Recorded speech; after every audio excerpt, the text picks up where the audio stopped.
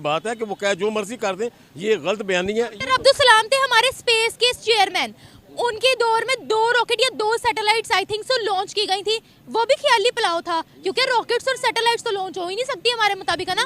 ये तकरीबन देखें, ये जो सबसे जो अपना एक बात है ना, ये वाली सूरज वाली, ये नामुमकिन सी बात है। ये बहुत मुश्किल है कि सूरज तक कोई पहुंच सके। ये आपको रिपोर्ट दिखा दूं बीबीसी की, आपको रिपोर्ट दिखा दूं ऑफिशियल। जरा सा ये तेज हो जाए तो ये लोग गर्मी से मरना शुरू हो जाते हैं, अगर जरा सा कम हो जाए तो सर्दी से लोग मरना शुरू हो जाते हैं। ये नामुमकिन सी चीज है ना, ये हो ही नहीं सकता।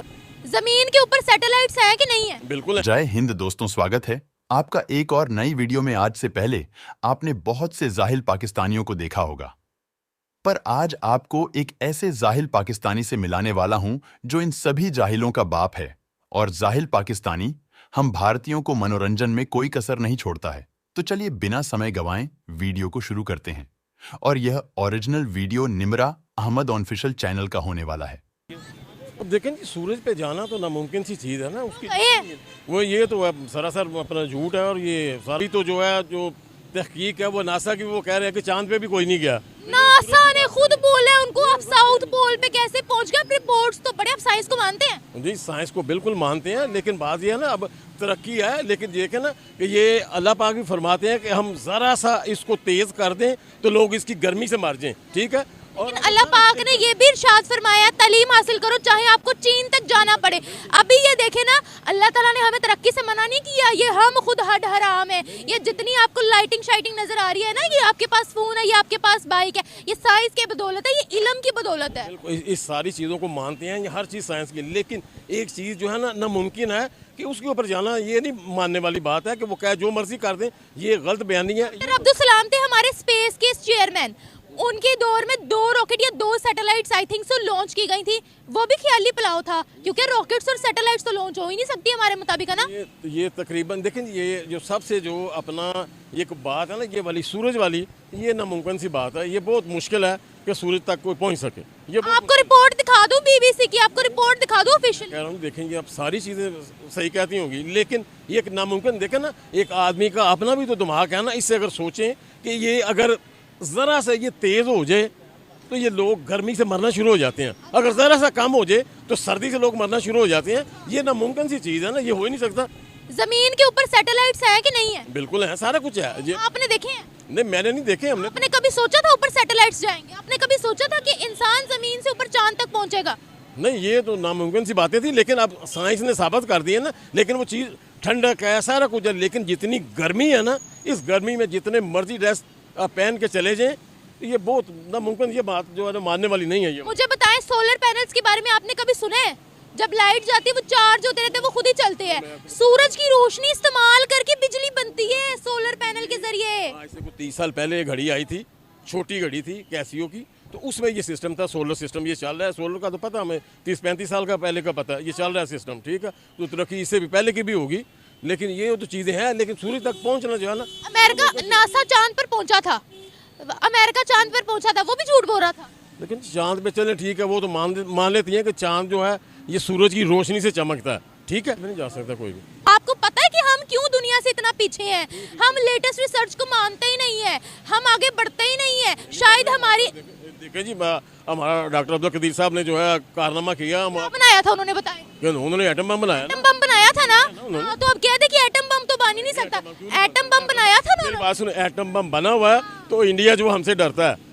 एटम बम बना हुआ तो इंडिया हमसे डरता है, वरना तो बम देखे, एटम बम उन्होंने पढ़ाया ना, बनाया ना। किसी ने सोचा था कि एटम बम जैसी चीज बन सकती है जो मुल्क को एक झटके में ही तबाह कर सकती है? सोचा था किसी ने? नहीं सोचा था ना, नहीं ना। लेकिन पढ़ाई से हुआ ना, ये पढ़ाई से हुआ, रिसर्चों ने साबित किया, लेकिन सारी चीजें ठीक है, लेकिन सूरज पे नहीं जा सकते ना, झूठ। सूरज पे बहुत मुश्किल है पहुंचना। चलिए, अच्छा मुझे बताइए कि अगर हम टेक्नोलॉजी की बात करते हैं, वो का है, हम का है? इस वक्त देखें जी, दुनिया में सारी चीज़ें तो टेक्नोलॉजी है ना, सारी चीज़ें, और जितनी भी चीज़ें हैं ये सारी साइंस के साथ है। कि मे भी कि शायद वो थोड़ी देर बाद कोई ऐसी कुछ चीज़ें ईजाद हो जाएं या जाना आना मुमकिन हो सके, लेकिन फिलहाल जो है ना, आपने सोचा था कि हवा को चीरते हुए इंसान ऊपर उड़ सकता है, हवाई जहाज बना सकता है? कभी सोचा था? देखें जी, अब तो हर चीज़ मुमकिन हो गई है ना। फिर खुद बोल रहे हैं। अच्छा, चलिए ठीक है, आपकी मान लेते हैं, ठीक हो सकता है। अच्छा, हम कब तक आगे पहुंच सकते हैं?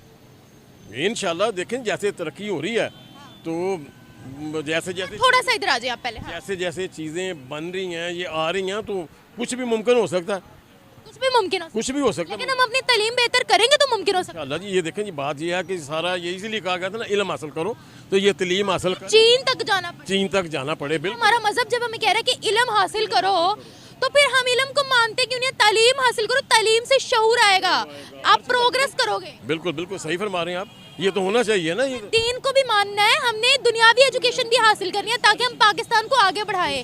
दोनों चीजें साथ साथ हैं। बिल्कुल सही फरमा रही हैं आप, ये तलीम दुनियावी भी और दुनिया की दोनों होनी चाहिए। बहुत शुक्रिया सर। वेलकम।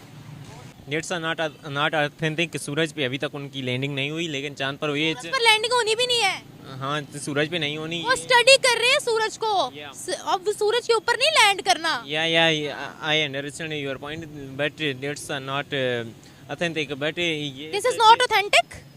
नॉट ऑथेंटिक के वो सूरज पे पहुंचे, लेकिन 2 मरतबा यूएसए ने ट्राई मैं रिपोर्ट दिखाती हूँ।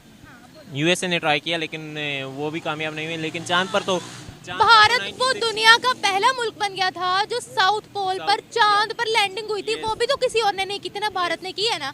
अभी सूरज का आपको यकीन नहीं आ रहा, मैं आपको प्रूफ दे देती हूँ।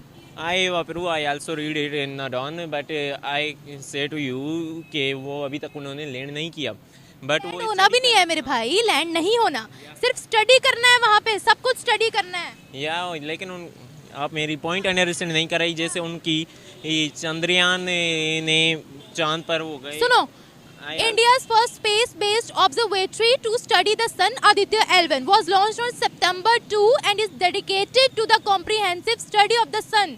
It has 7 distinct payloads developed indigenously, 5 by ISRO and 2 by Indian academic institutions in the collaboration with ISRO. You can कल भी झूठ बोलता है। नहीं, मैं ये नहीं कह रहा था, आपने मेरी पॉइंट अंडरस्टैंड नहीं किया। आप तो अपना मैं वही आपको कह रही हूँ, वो सूरज के ऊपर नहीं लैंड होना। आपने मेरी पॉइंट ये ही अंडरस्टैंड नहीं की। मैंने कहा वो अभी तक स्टडी कर रहे हैं, लेकिन उन्होंने, हाँ, तो आप नहीं अपना कैसे पहुँच गए हैं वो? चांद पर तो उन्होंने चंद्रयान 3 कामयाबी से लैंड हुआ था 1960 में। ये तो आपकी बहुत ही छोटी बात है कि चांद पर, लेकिन रशिया एंड यूएसए ने तो ऊपर एटम बम अपने स्पेस में फिट कर दिए हैं कि अगर ज़मीनी जंग हमारी कामयाब नहीं होती तो हम स्पेस से भी जंग कर सकते हैं। ये कब हुआ कि स्पेस में उन्होंने अपने एटम बम फिट कर दी? यह आपने नहीं देखा ना, आप तो। अच्छा, इस जो ये उन्होंने ऊपर किया उसका नाम क्या उस मिशन का? I have not remember yet now, but आपको मैं प्रूफ देता हूँ। देखो सुनो, चैनल आप ज्वाइन करें, वहाँ हमारे बड़ाई साहब हैं जो history and all over world के ऑथेंटिक हिस्ट्री। इंटरनेशनल रिपोर्ट्स भी पढ़ा करो। I also read on daily basis. I approve on these, but you can also understand now, not now. अच्छा, मुझे बताए, हम साइंस दुनिया कहां से कहां पहुंच गई है और यह जाहिल लोग को लगता है कि चांद पर पहुंचना दुनिया का सबसे कठिन काम है। खैर, गलती इन जाहिलों की नहीं है, क्योंकि इनको बचपन से ही मदरसे में यही पढ़ाया गया है कि धरती छपटी है और धरती घूमती नहीं है।